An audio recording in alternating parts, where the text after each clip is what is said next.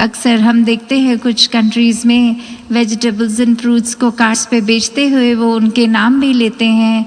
तो ऐसे ही एक व्यक्ति संतरे बेचते हुए जब कह रहा था अच्छे संतरे, तो वहीं वो शब्द सुन के एक ऐसे भाव मन के कि अच्छे संग तरे, कि कैसे जो पक्कों का संग होता है, जो अच्छों का संग होता है, उनके साथ अगर हम जुड़ जाते हैं तो उनके संग हम भी तैर जाते हैं, हम भी तर जाते हैं, ये भवसागर पार हो जाता है। तो कैसे जब भी एक सत्संग करने का मौका मिलता है उसको टेकन फॉर ग्रांटेड ना लिया जाए, क्योंकि ये भाव, ये परमात्मा का जुड़ाव, ये आसपास संतों का होना, उनकी चरण रज लेना, तो कैसे वो भाव सिर्फ एक उस तरह के नहीं कि अभी घर परिवार के कुछ उलझनों से बचने के लिए एक टेम्पररी रिलीफ चाहिए तो 2-3 घंटों के लिए संगत हो आए, मन में आराम मिलेगा। नहीं, ये टेम्पररी सॉल्यूशन नहीं, इसको परमानेंट सॉल्यूशन बना के रखना है। एक सत्संग का महत्व कभी जीवन में घटे ना। ये जो दर्जा है सत्संग का, ये बहुत ही ऊंचा है।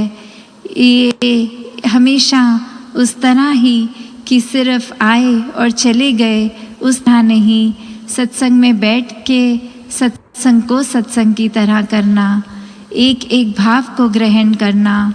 क्योंकि एक अक्सर जीवन में हम देखेंगे तो ह्यूमन वैल्यूज़, मॉरल वैल्यूज़, ये सब तो हमें बचपन से ही सिखाया जाता है, पर सत्संग आकर ही हम उनको वाकई ही जीवन में ढाल सकते हैं।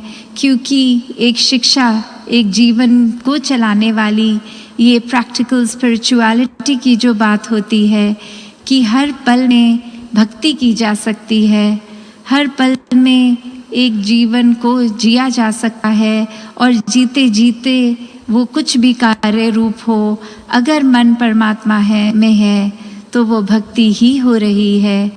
हम उससे युक्त हर दिन हर पल को जिया जा सकता है। और ऐसे ही फिर जब किसी के साथ बैठें तो उनका दुख दर्द अगर बांटने का अवसर मिले तो उसको भी उसी तरह से बांटकर एक उनके साथ इस परमात्मा की बात करेंगे, ये परमात्मा के एहसास में लाएंगे उनको भी, तो वाकई ही वो दर्द एक चला जाएगा, वो स्थिति की परसेप्शन ही बदल जाएगी।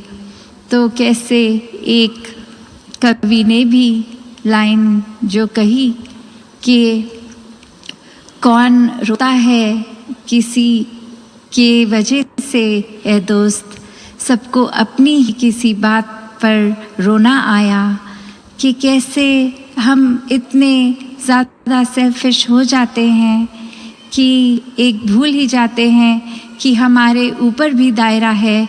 हम इतने नैरो माइंडेड हो जाते हैं, इतने सेल्फ सेंटर्ड हो जाते हैं कि बस हमें यही लगता है कि हम अपने जीवन के ही बस फोकस्ड खुद ही हैं, अपने ऊपर ही फोकस है हमारा हर समय। और कैसे फिर हम इतने बड़े अपने मैग्नीफाइड वर्जन में खुद को देखने लग जाते हैं। तो बात वही कि और किसी का इस हालत में हमें दुख तकलीफ़ क्या समझ आएगी जब हम सर्वश्रेष्ठ बन गए हैं अपनी ही नज़र में। तो कैसे एक हर एक के लिए जीना है तो ही ज़िंदगी को असली तरीके से जिया जाएगा। तो कैसे अपनी ही सिर्फ छोटी मोटी उलझनों में फंस के, एक तंग नज़रिया, तंग दायरे से फंस के नहीं, एक विशाल के साथ जुड़ना है, इस परमात्मा के साथ जुड़ना है, तभी हर एक के लिए भी हम उनके लिए उपस्थित हो सकते हैं। एक वैसी उपस्थिति नहीं जो एक फॉर्मेलिटी की तरह कि घर परिवार में या कामकाज पे किसी से एक जैसे हम अक्सर कर्टिसी से एक ग्रीट कर देते हैं।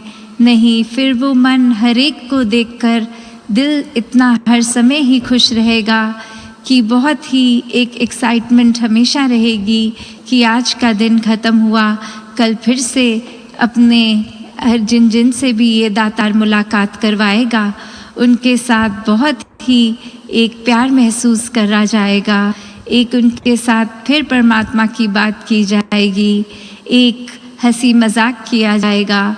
तो कैसे जब खुद को ही हम एक पॉजिटिव नज़र से देखेंगे, हर एक से सीखना कितना बाकी है अभी, और दातार की तो इतनी कृपा कि आसपास इतने और महात्मा भी हैं, या फिर दुनिया में भी कोई और इंसान, कोई वस्तु, कुछ भी, ये हर एक से शिक्षा ली जा सकती है। और ऐसी ही शिक्षाओं को हम अपने अंदर डालते जाएं। जिस समय सीख रहे हैं तो ही एक जीवन अच्छा प्रोग्रेस कर रहा है, वरना तो जब हमें ये लगेगा कि सब कुछ आ गया तो वहीं से ये डाउनहिल, ये जीवन का शुरू है। तो कैसे अपने आप को हमेशा एक सीखने के मोड में रखें। एक तभी शब्द भी जो हम बोलते हैं गुरसिख, तो वो यही है कि एक सीख लेने वाला, ये नहीं कि सीखा सिखाया है सब कुछ पहले से।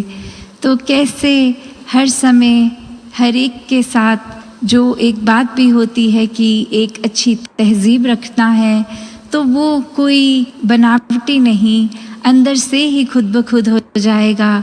जब मन में परमात्मा है तो फिर एक हमारी बोली भाषा, एक भाषा भी अपने आप मीठी होती जाती है। फिर किसी के साथ वो रफ तरीके से नहीं बात करी जाती। फिर एक मन भी हमारा शीतल ही रहता है, एक स्थिर रहता है। तो ऐसे ही हम अपने जीवन में जितना ज़्यादा ये परमात्मा के करीब होंगे, उतना ही फिर और मनुष्य खुद ब खुद बनेंगे।